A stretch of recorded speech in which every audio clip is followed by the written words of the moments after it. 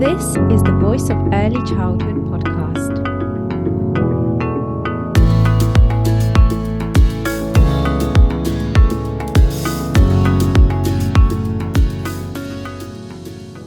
Hello, everyone. Welcome to the Voice of Early Childhood podcast. My name is Angelica Solinska. I'm your host, and today I'm joined by Jordan Tully. Thank you, Jordan, for coming onto the podcast. Thank you so much for having me. So today we will be discussing sustainable business growth in early childhood. So Jordan, please will you introduce yourself and give a little background before we really get stuck into this topic, really? No, of course. Thank you so much. So as you said, I'm Jordan. So I'm an experienced head of operation within the childcare and early years sector. So I've had a bit of a different career, starting doing something very different as a child entertainer, then working my way up to overseeing the operational successes of childcare businesses. So I'm very knowledgeable with regards to early years and the EYFS, but my main passion does come under the business running and the operational aspect of the groups. Fantastic. Yeah. So let's get stuck in then and really kind of discuss, I guess, your knowledge around this topic and experiences and what you can offer listeners as well, because it's so important to be able to share learnings, experiences, knowledge around this topic, because there's not enough out there necessarily, business wise for early childhood educators, who are aspiring to open settings or people who are already running businesses. So business, and particularly the word profit, those are quite like dirty words in education, as kind of we've discussed, prior to this call anyway. So it's important to, I guess, unpick this because generally you need to be able to profit to grow and offer higher quality for children and families. And that's exactly what education is about. So I guess I'll kind of give it straight over to you, to kind of say your thoughts around this, profit and profitability, business, and all these things, all these terms that people see as, this is not what we should be focusing on in early childhood.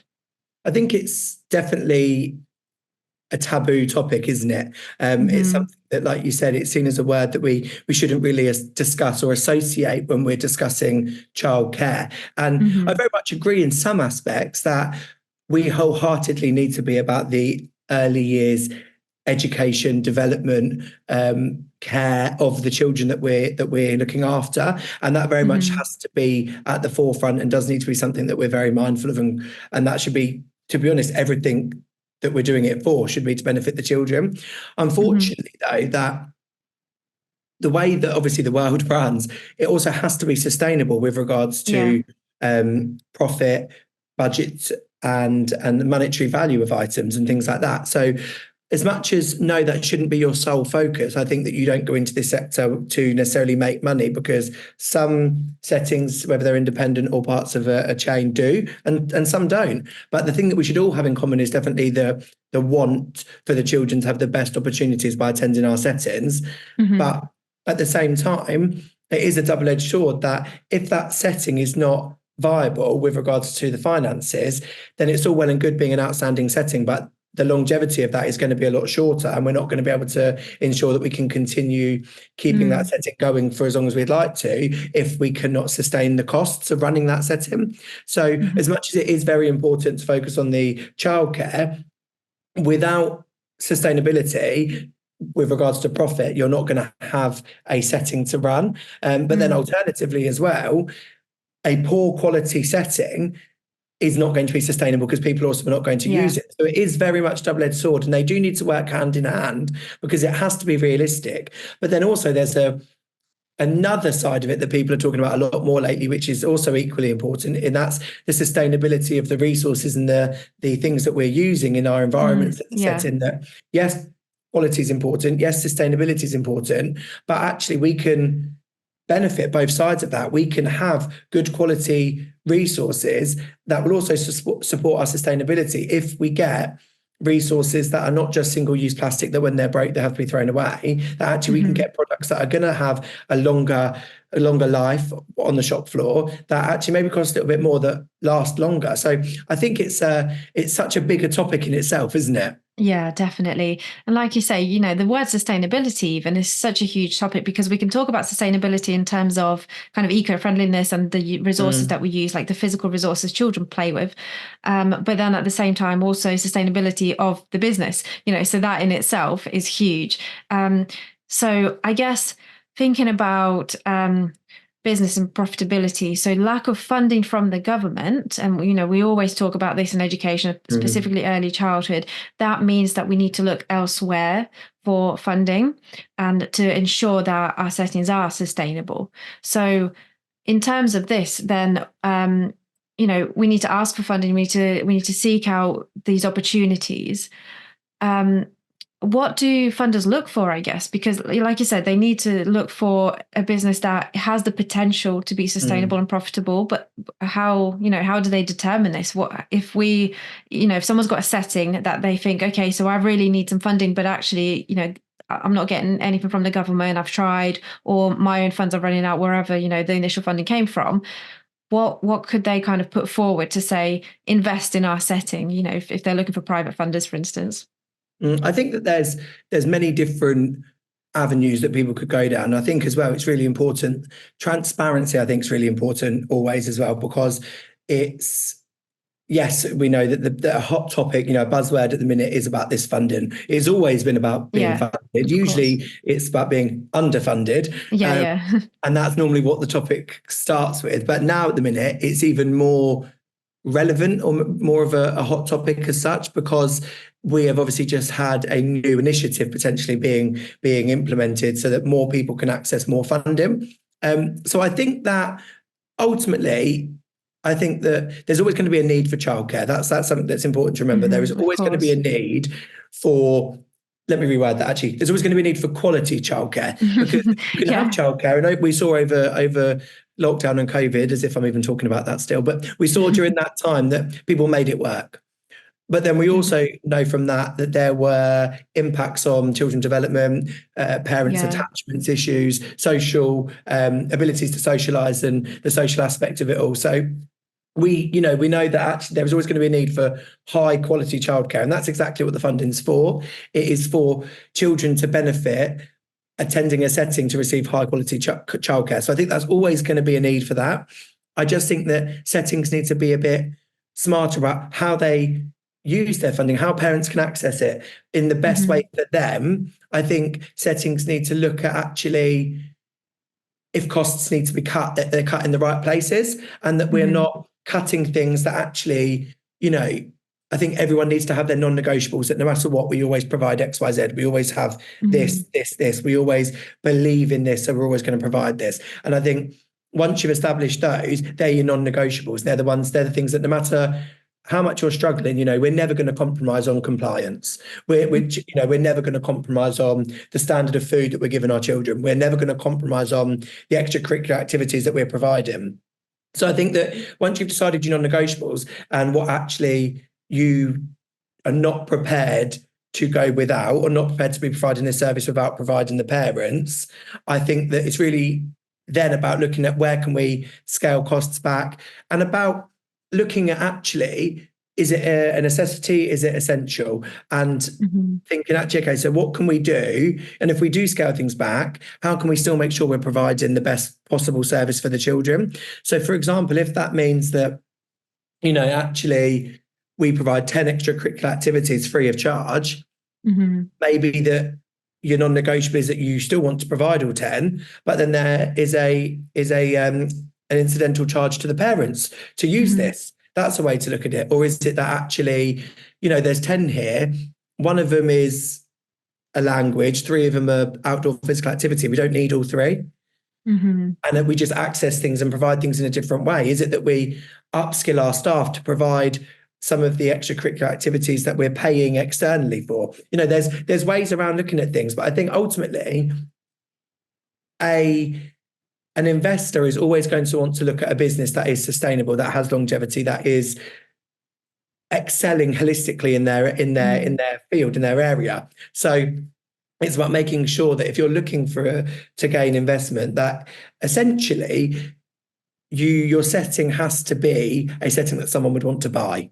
It has to be high quality childcare. It has to be able to at least break even and provide a profit. And you have to be 100% invested in what that business, that setting is doing or wants to do in the future. I think they're really important. But when I touched about the transparency of it as well, I think now's time for owners and boards and people like that to look at their expectations, I think is the right probably phrase, where, for example, we've seen people say, if we don't have this much funding, or if we don't get this or we don't do that, then it's not sustainable. Not sustainable to the model that you want it to be with a certain profit KPI target, or not sustainable at all, because that's very different as well. Is it that we actually just are not going to make what we've always made, but we will still turn over a profit that is healthy? Or is it that actually it's not viable, and in a few months, years' time, the business is not going to be able to run at all?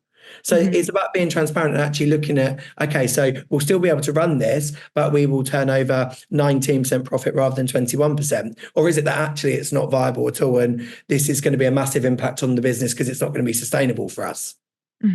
Yeah. So like you say, that transparency is so vital, because funders need to understand the ins and outs of the business before they're ready to invest in you. And I guess we should probably clarify that at the beginning. When we say funding, we do mean funding for the setting to run, rather than funding for the parents and those places that, that we normally kind of use that term funding and what the government gives. So I was also going to, you kind of mentioned staff there briefly. So in terms of like business growth, it's important to pinpoint the things that do make a business grow. And one of them is low staff turnover. So making sure that, your staff don't leave. How do we ensure staff retention then, in your experience? What are kind of the best ways of ensuring that staff are happy to stay in the settings? For me, I think it's a holistic thing that we look at.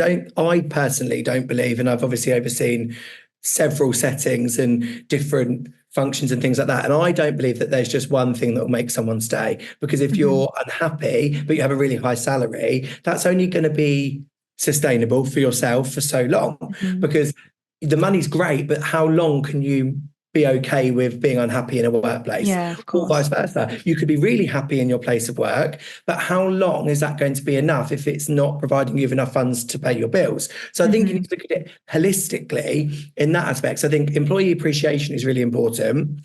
Paying a fair, livable salary is also really important. A place that provides training and career growth, or at least supports that. So for example, I'm going to train you up so that you're deputy manager ready, and if we don't have a position that you're going to go somewhere else and thrive, it's still part of that employee CPD. And I think that's really important too. I think as well, making sure that you're employing the right people for that job or for that setting, because not every setting is going to be right for everyone. Not every age group is going to be right for everyone. And it's about making sure that they're a best fit for you, but also you're a best fit for them. Then they're going to be happy, and then there's going to be sort of a lot more of a high retention rate at the setting. I think it's also important to have a bit of an understanding and making sure that you as your employer are there for people. Mental health is such a big thing at the minute, and people want to know that their employer is going to support them if they're going through a hard time, that there is going to be compassion and empathy when employees do struggle, that there is going to be options to support.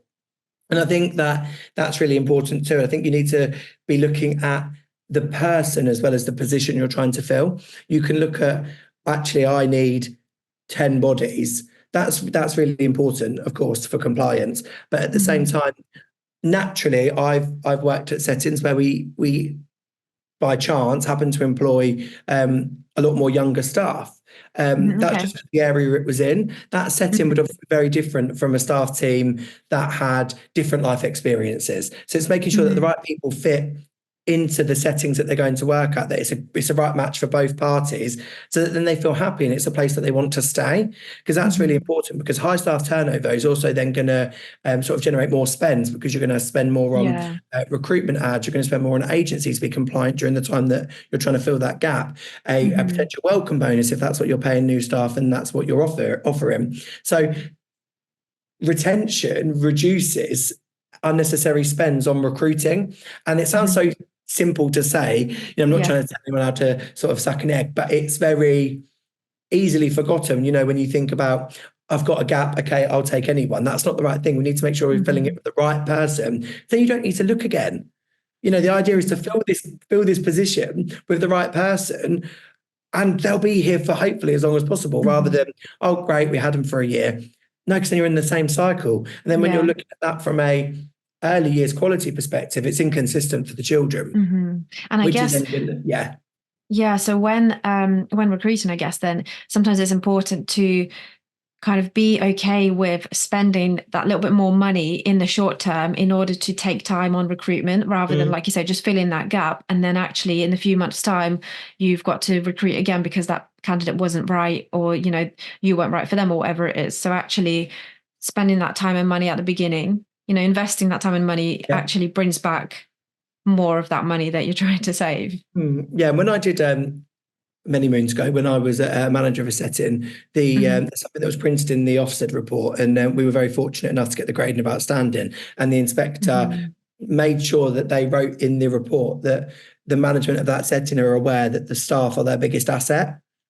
And fantastic. It's so true, because without them, we actually don't have a service to provide. They are our bread and butter, but also high quality staff to provide high quality care for the children, because in turn, that then gets more children in, that then increases the word of mouth. Happy parents are going to tell other parents about the services they've received. Vice versa. Unhappy parents are also very, very okay with telling other people about the poor experience they've had as well. So your staff are your investment. And I think more people need to look at that. And actually, sometimes it is short-term pain for long-term gain. You can spend a little bit more securing a high-quality staff member that may impact your immediate profit and loss reports there and then, but in the long term will save you on recruiting costs, advertising, the time when you're doing your keep in touch days for your induction, the agency cover during the period of time that you're waiting to find that staff member or waiting for them to start. It's sort of all adds up to more when you look at these small amounts that are then going to incur into this large cost, where you could actually pay a little bit more for a high quality staff member. That in turn is going to generate you more parents converting into registrations because they're happy with the service they're receiving. So there's two kind of really big points to unpick there. So talking about parents and families, which we'll go on to in a minute, but actually also you mentioned good quality staff and, in terms of qualifications, experiences, etc. And so many settings are always struggling, and especially now, to recruit staff that are qualified and that they are happy with. So I guess part of the investment actually is perhaps also training your staff. I know you kind of mentioned this already in terms of career progression, but if you do recruit someone that doesn't have the right qualifications, so they're not kind of your perfect candidate, perhaps maybe we can discuss like the skills, kind of the skill set and almost like the attitudes of that person that you can kind of identify to think, okay, so this is someone that can grow in my setting, even though they don't have those qualifications yet. I 100% look at recruitment and staff in this way, and it's never going to change, and not everyone will relate to it being this way. And obviously everyone is in very different staffing situations. I've been in situations where we've really struggled with staff. I've also overseen settings that luckily, you put an ad out and you get a lot of qualified staff apply. But we are all aware as a sector that qualified staff are like gold dust. There's not enough of them, and not enough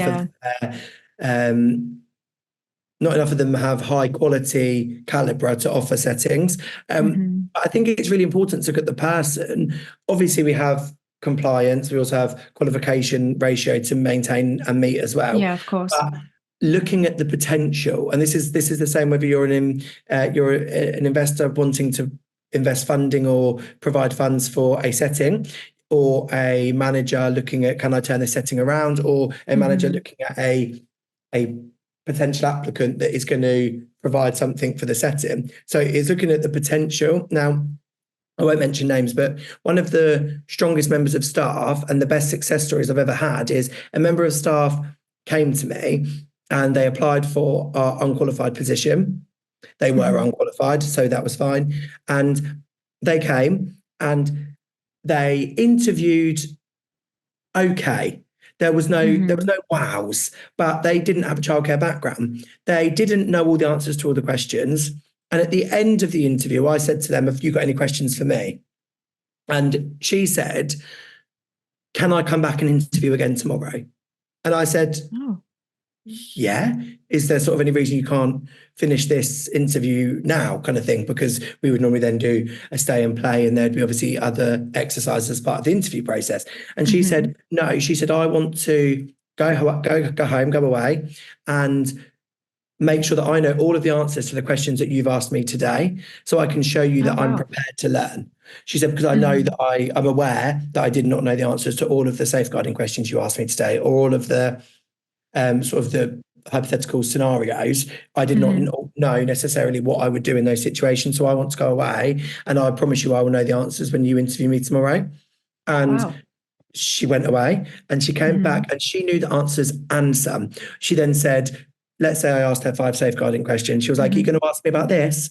Because she knew the answer. And that day showed me that you can teach someone the EYFS. You can teach someone about the characteristics of effective learning. You can teach someone how to give positive feedback during a peer-on-peer observation. You can't teach someone how to care.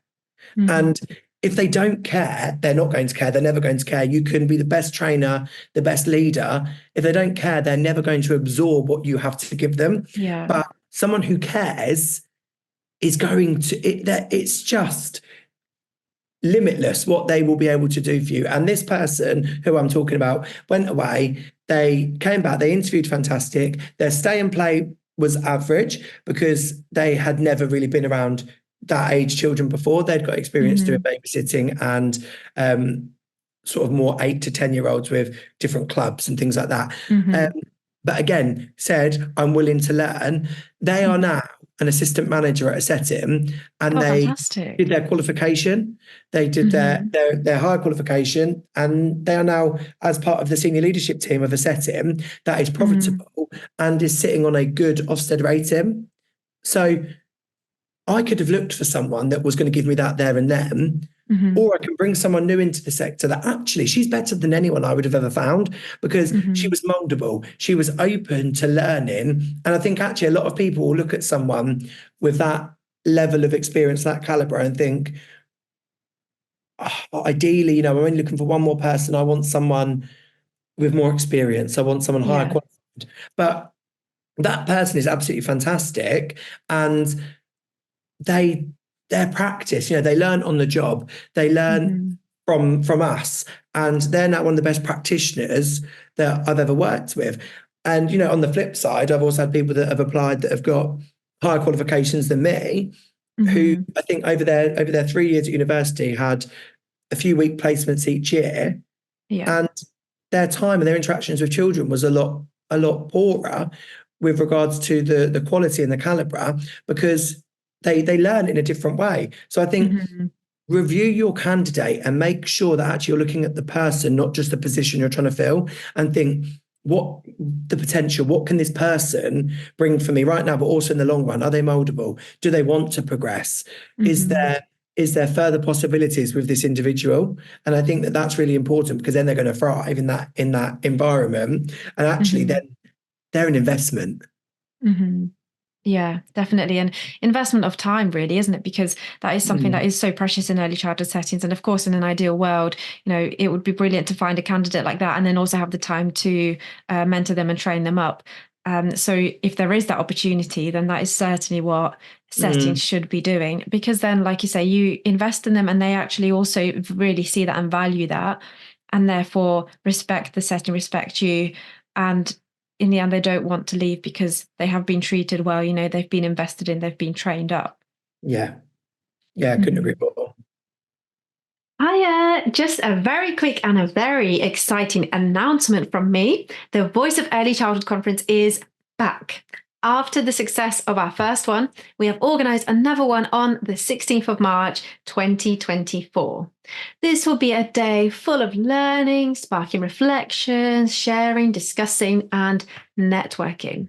Our overarching theme, which fits perfectly with the ethos of the Voice of Early Childhood, is advocacy, agency, and change. So we have Dr. Nathan Archer as one of our speakers, kicking off the conference with his keynote all around advocacy and activism in early childhood, followed by the rest of our brilliant speakers on the day, who are Adam Marriage, who will be discussing leading your team through Ofsted inspections, Dr. Stella Louis, talking about school readiness and intellectual readiness, a question of balance, Ben Kingston Hughes, exploring the power of play, Dr. Valerie Daniel, creative pedagogical practices to encourage agency, Ruth Swales, unpicking how do we construct our own curriculum, Helen Bately, talking about the foundations of early writing, and a special feature from Dr. Sue Allingham, Dr. Sue's surgery, which you can book into throughout the day.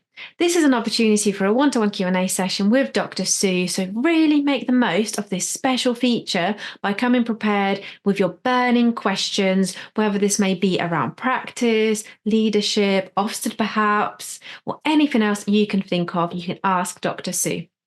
We also have a whole conference discussion which is focused on sustainability in early childhood in the widest sense. So we'll be focusing on sustainable development goals, which we will discuss, debate, and really unpick what this means for early childhood and our responsibility as educators within this. Linked to this, there will be a student posters showcase around the Sustainable Development Goals, where we can engage in more discussion and reflections, really focusing on linking theory and academia to practice. So there's lots of in store for you on this really exciting day.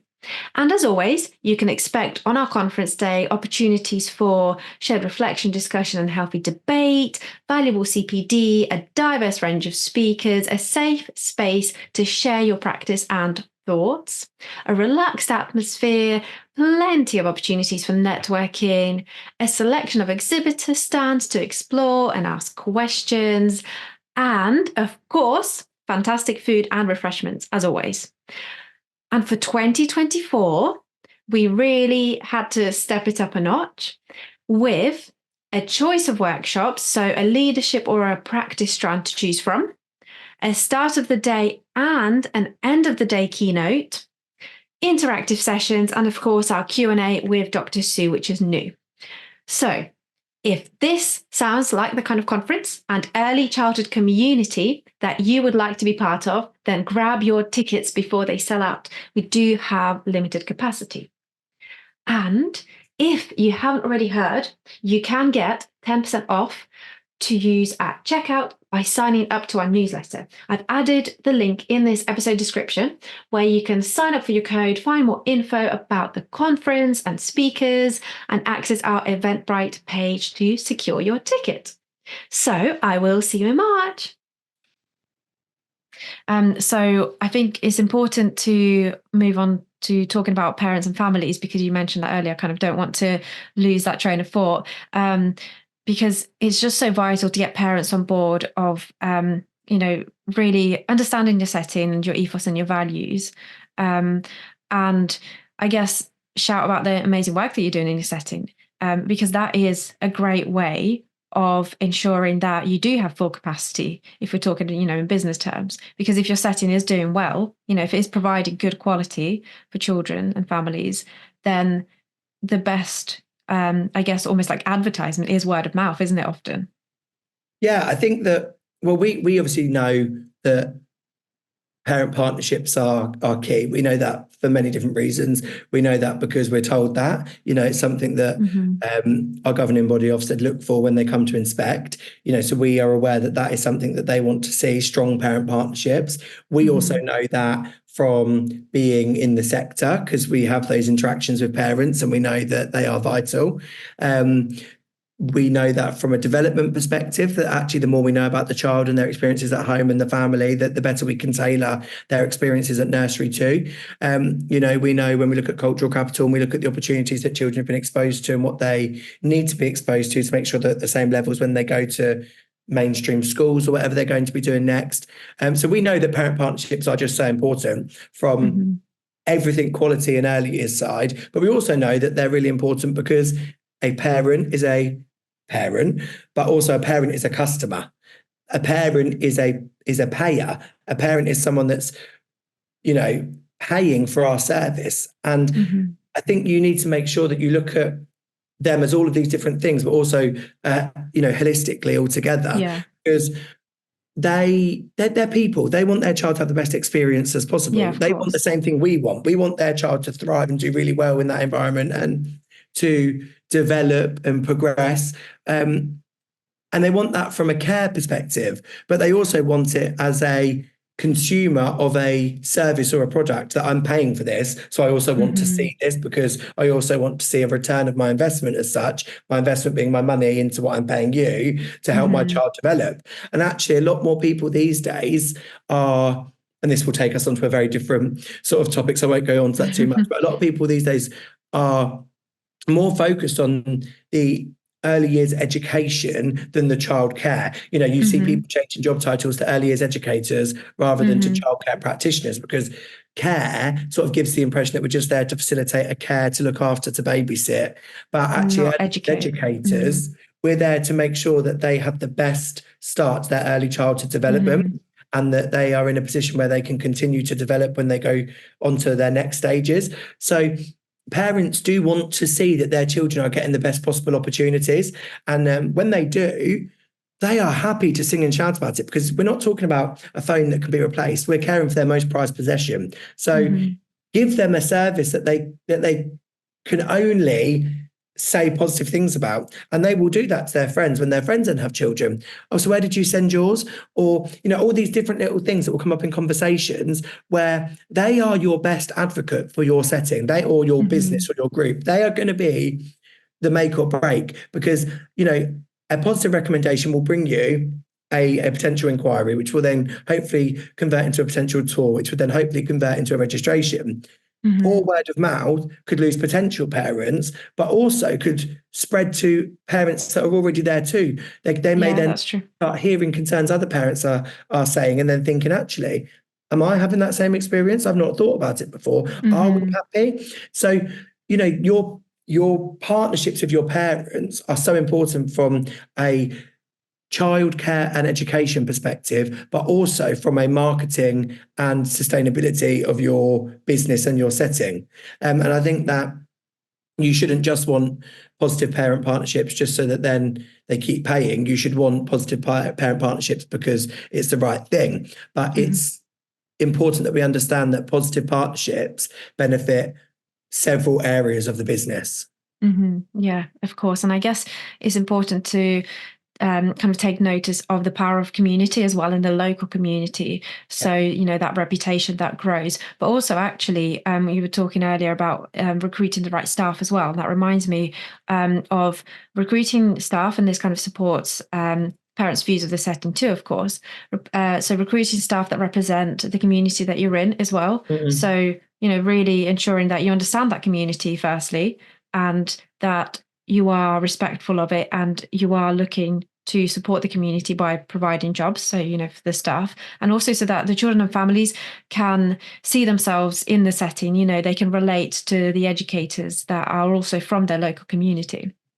I think community is really important. And I'm going to say something that is going to sound like I'm trying to really simplify it, and I'm not, because I definitely understand how hard it is to market and convert. I understand that, especially in a time where most people are now working from home. People don't want to pay for childcare if they can have their child at home with themselves. So I fully understand that.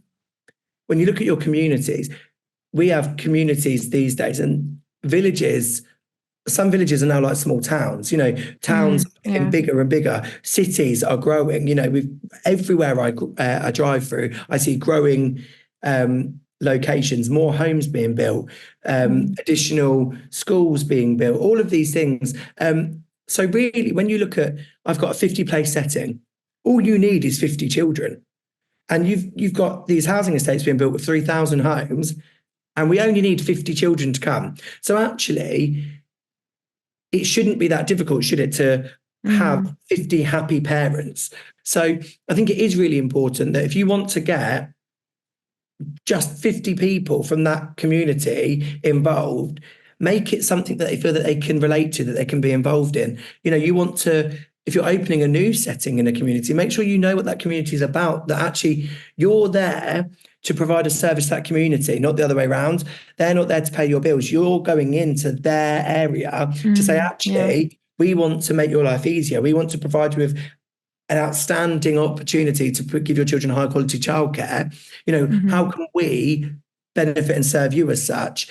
And make sure that you're not going in and offering something so bespoke to a different community that this one finds it unrelatable, because then you're never going to get these parents on board with your ethos or your vision of what you're trying to sort of tell them you're going to achieve, and with their children by them attending your setting. So I think it's really important that you do your research. Actually, is this setting or is this location also right for us and our ethos? If our ethos isn't one that we can tailor and bespoke, because, you know, we are so committed to doing this in this way, then maybe it's not the right place for you either. So I think it has to be that actually you are a right fit for that community, and that if it's a quite a diverse community, then you need to have people that are represented and are relatable in that setting. And I think that's really important too, because inclusivity attracts inclusivity. And I think it needs to be more than just a tokenistic gesture as well. If you say you're going to do something, you need to do it. If you say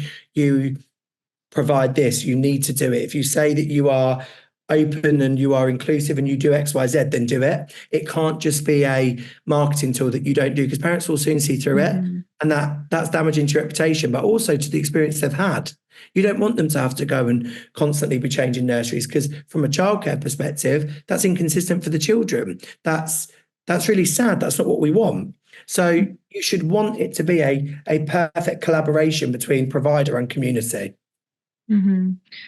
Yeah, some really good points there. And I guess on your initial point of like you making it sound as if it's easy, because, you know, it's not necessarily always easy to recruit for the places in the setting.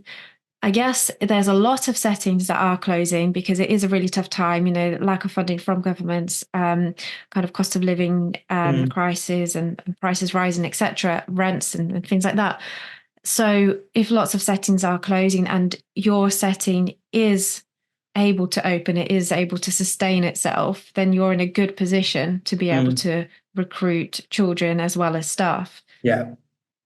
And I think that you shouldn't see that as a given. Like, I think that's it, that it does sound easy, but it isn't. You know, we all know this, it isn't. We're seeing a lot more, not even just childcare settings, but we're seeing a lot more people struggling to provide childcare. You know, we've seen really big childminding and nanny groups going under, because changes to how they can provide their service has made it sort of unsustainable for them as well. And I think, you know, if someone isn't able to make it work, there's no shame in that, because it's a hard time. You know, we've got cost of living crisis, we've got funding issues, we've got a recruitment dilemma where people are not wanting to go into the sector because they might think it's dying out, they might think it's underpaid, or they might think it's antisocial. And I think we're also in my opinion, in an era where everyone is told, which I think is right, that, you know, you can be whatever you want to be, and that's really good. But we've got such an entrepreneurial vibe in this society these days, where everyone wants to be their own boss. Everyone wants to work from home and make as much money as possible. And that's fantastic. I mean, wouldn't we all? But also, I think your options these days are far greater, and you've got a lot more possibilities than just thinking, actually, I'm going to pick a career when I'm in school and that's what I'm going to work towards. That's what I'm then going to do forever. You're told these days you're never too old to retrain, which is really, really good, because I know people that have gone and retrained and they're doing fantastically and they are absolutely smashing it in their new sector. But that's the same for childcare. People can also retrain and come in, but we need to be Yeah. transparent about then the options for people. I've seen a lot of groups out there that one group's offering sort of 5, 6, 7 different working schedules that are going to be beneficial, from full-time to part-time to mornings to ad hoc to bank staff to, really flexible working, because these days that's what people want. People want flexibility. People want to have more time for themselves, a better work-life balance, more time to spend positively doing things they like so that their mental health is better. These days it is definitely the employee that has the greater say. And I think that's not necessarily a bad thing, but I just think we all just need to move with the times of it then. That's fine. So if you know that you've got 2 gaps and that can be filled with 4 part-timers, great. Why do you need to look for 1 full-timer or 2 full-timers or whatever? We need to change our thinking to actually, okay, we've got this gap, we can fill it this way, but also we can now fill it another way. And actually, we need to adapt our thinking of how we can provide the same service, but just in a new way of working. And actually, there are pros to different things. I remember I used to always try and look for full-time staff because I thought it was consistent. Yeah, it is. But also, when I then had a lot more part-timers, there was a lot more staff that children were having the opportunity to interact with. There was That's a good point. more people, as in more bodies there. So there was more diversity within the team. There was more opportunity to discuss different backgrounds, cultures, experiences, walks of life, because each person brought a different story. So what you look at as a negative, I'm trying to get a full-time position, but I keep getting part-timers. Well, see if you can make that work too, because that could also help you in the flip side when that 1 full-timer's off. If you've only got two part-timers, when one of them's off, you've only got half that gap to fill.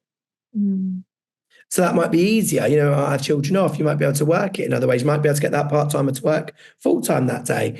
And I think that we still need to be a bit more open to it. And rather than just saying, there's a recruitment crisis, nothing we can do. There's always something we can do. There's always going to be a way to make it work. So we just need to maybe change our thinking a little bit sometimes.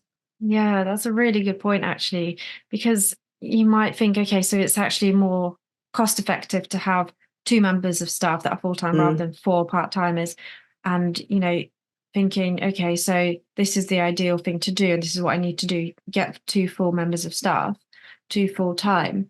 But actually thinking on the flip side, maybe that's just not possible anymore. Maybe it would have been like a couple of years ago, but like you say, now times have changed, and you can't necessarily compare to an ideal kind of scenario situation or to how times were before. You just need to work with what you've got. Sometimes you might need to think, I will either have no staff or I will have those 4 part-timers. Yeah, and I think as well, there's ways we can look at it, and there's benefits as well for looking at it from a business perspective. There's benefits because someone might only want to work a certain amount of hours because they receive more support by doing a certain amount of hours, meaning that actually they can still work, but they can still have a sustainable lifestyle at home with their children and things like that. So actually that's great. Then make it work for them, with regards to an employer's contribution to tax, national insurance and things like that.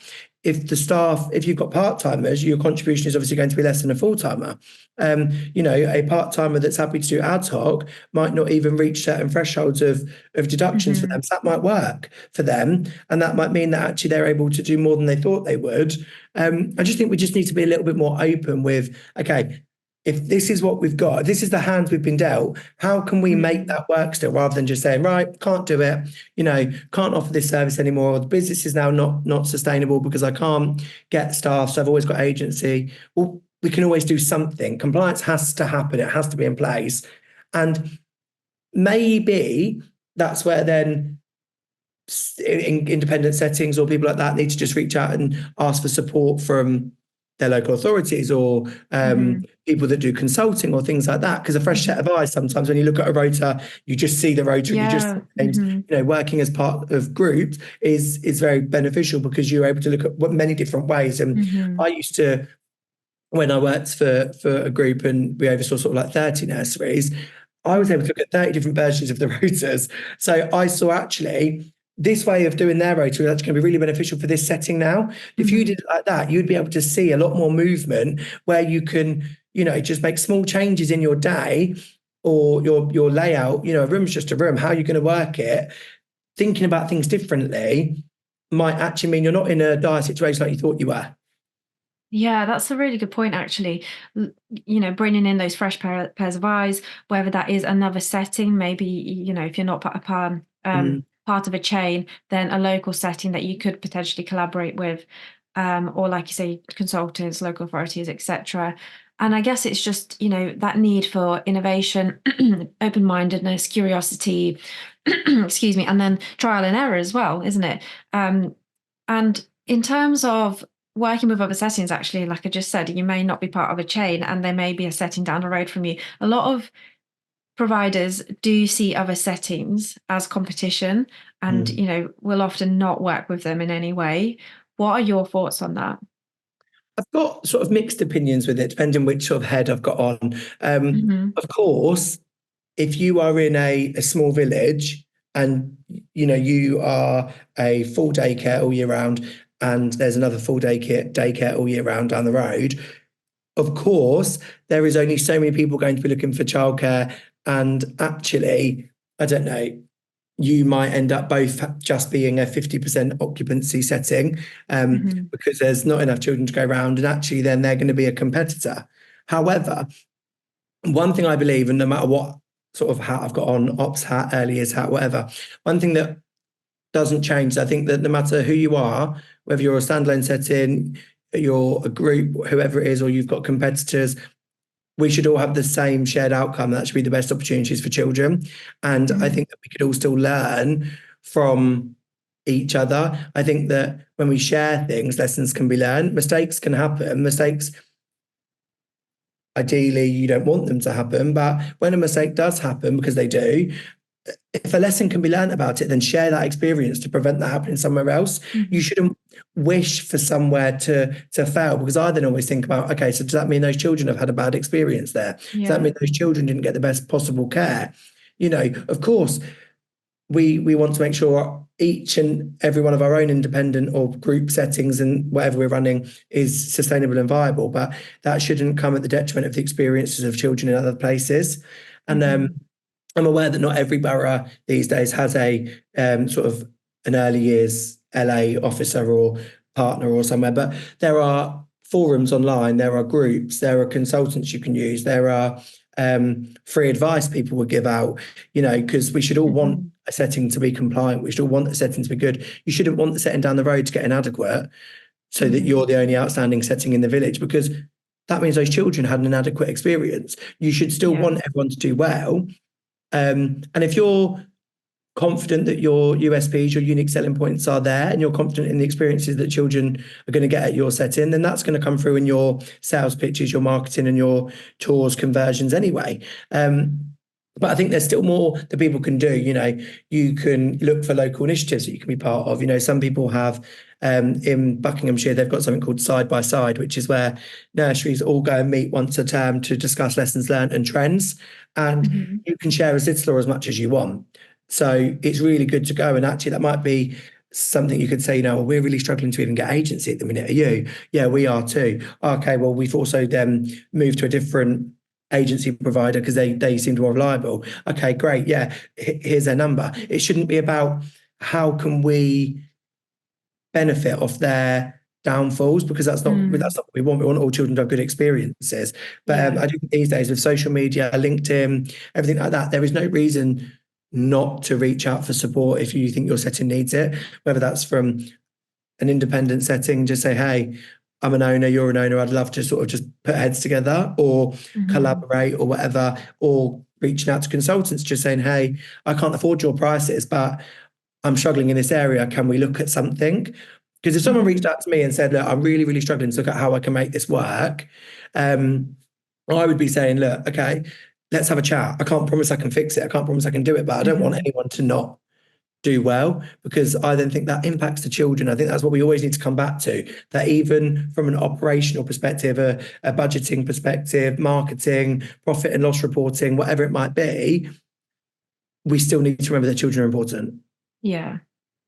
And it's about having the children at the center and at the heart, isn't it? Because kind of going back to the very beginning, this is exactly what early childhood is about, putting the children and families first rather than the business first. And again, it's kind of difficult even saying that, because if you don't have a business, then you can't put the children and families first, so that's the difficult kind of conversation with all of this, I guess. But this kind of reminds me of one of the things that you mentioned earlier in terms of like not being disheartened if the business is not working out, if even if you have to close, etc. Because business is so hard. Like you mentioned earlier, everyone wants to have a business and kind of work on their own terms and have a lot of money and all this kind of stuff. But actually, sometimes you do fail, and sometimes it's a lot more, it's a lot harder than a lot of the time, or maybe all the time, it's a lot harder than you think.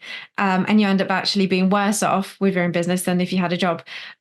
So I guess it's just really vital to remember that running a business, and whatever part of it you're running, whatever role it is that you have, I guess, it is really difficult, and you're doing a good job just, I guess, even trying and stepping into it.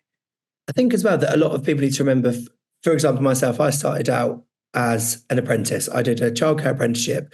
I then worked my way up in probably a different route. As I said before, I went down the travel route and became a child entertainer, kids rep, nanny, and things like that. But whether you start like that, or whether you do an apprenticeship and work up to room leader, manager, everything like that, most people these days running nurseries are from a childcare background. Like my qualifications are in childcare. They're not in, well, now obviously I've gone ahead and done leadership and management as well, but they're not in business management, they're not in accounting, they're not in anything like that. But we then expect people that are childcare background driven and passionate about early years to all of a sudden be accountants and that can set realistic budgets, and that can, we're also expecting them to be marketers and put out great things and then market their settings in the right way, and also put out, I don't know, firefight when different things go wrong. And actually, these people trained, and their only qualification is early years. So there's no harm in saying, actually, I need a bit of help with this, I need a bit of help with that.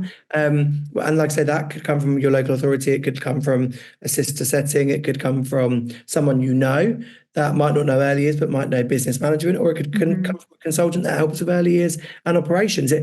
There's no shame in asking for help. Obviously, some of those will come at a cost. Some of them might be free advice. But I think that there's no shame in it, because we're seeing more and more nurseries close. And for me, that's it's not ideal. It's not ideal, is it? Because those children are going to go somewhere else. And if they went to a setting that I was working for, then obviously that's a pro in some way. But at the same time, from an early years point of view, sometimes it's then hard to get those children settled. It's hard for the children to then break away from the parents, or it's hard to then reassure the parents that they're going to have a good time here and that we're not going to close. So I think that, of course, we want our setting to be as full as possible, and that has to happen. We need to see high occupancies, but it shouldn't be at the detriment of another childcare setting, I don't think.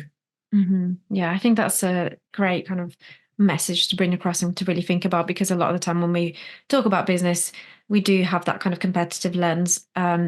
But it's important to really still be true to our values of, like we keep saying, it's all about the children. So yeah, some really golden nuggets in this whole episode. Thank you so much, Jordan. It's been brilliant having you on. And yeah, just really value your experience, your knowledge, and I'm sure the listeners will as well. Well, thank you so much for having me. It's been great to discuss. Brilliant. And if the listeners enjoyed this episode, which I'm sure you have, there's lots of other episodes on the Voice of Early Childhood website where you can find out more. Thank you.